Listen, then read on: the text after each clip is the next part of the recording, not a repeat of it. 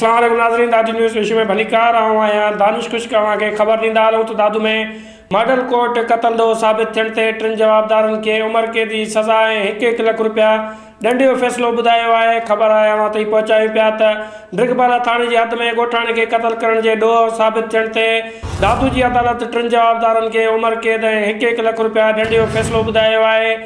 ख़बर ॾियूं पिया खे दादू जी अदालत पारां फ़ैसिलो ॿुधायो आहे। टिन जवाबदारनि खे उम्र कैद की सज़ा ऐं 1-1 लाख रुपया ॾंड जो फ़ैसिलो ॿुधायो आहे। जवाबदारनि 3 साल अॻु ॻोठाणे खे उठ जे वापार सां क़तल कयो, जेको केस ड्रिगबाला थाणे ते दाख़िल कयो वियो।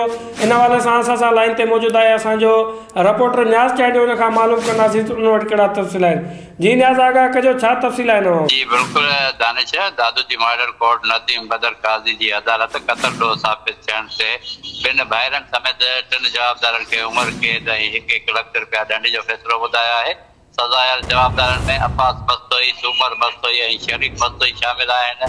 जवाबदारनि 4 साल अॻु उठ जे वापार जे पैसनि जी लेती वेती जहिड़े दौरान अकबर मस्तोई खे क़तल कयो हो, जेको ॾोह साबित थियण ते अदालत अॼु सज़ा जा हुकुम ॾिना आहिनि। वाक़े जो केस जेको आहे मक़सूद जे भाउ शौकत मस्तोई फरियाद ते काछे जे थाणे ड्रिगबाला ते दाख़िल थियल हो, जंहिं ते अॼु अदालत फ़ैसिलो ॿुधाईंदे टिन जवाबदारनि खे सज़ा जा हुकुम ॾिना आहिनि। जी वॾी महिरबानी न्याज़ आगाह कयो। नाज़रीन, ब्रेकिंग न्यूज़ अवां ताईं पहुचाईसीं त दादू जी अदालत कतल ॾोह साबित थियण ते टिन जवाबदारनि खे उम्र कैद ऐं 1-1 लाख रुपया ॾंड जो फ़ैसिलो ॿुधायो आहे। अदालत पारां अॼु टिन जवाबदारनि खे उम्र कैद ऐं 1-1 लाख रुपयो ॾंड जो फ़ैसिलो ॿुधायो आहे। जवाबदारनि 4 साल अॻु ड्रिगबाला थाणे जी हद में ॻोठाणे खे उठ जे वापार तां क़तल कयो, जेको केस काछे जे ड्रिगबाला थाणे ते दाख़िल थियल हो। अदालत में केस हलंदड़ हुयो। अॼु अदालत पारां उन केस जो फ़ैसिलो ॿुधायो वियो आहे।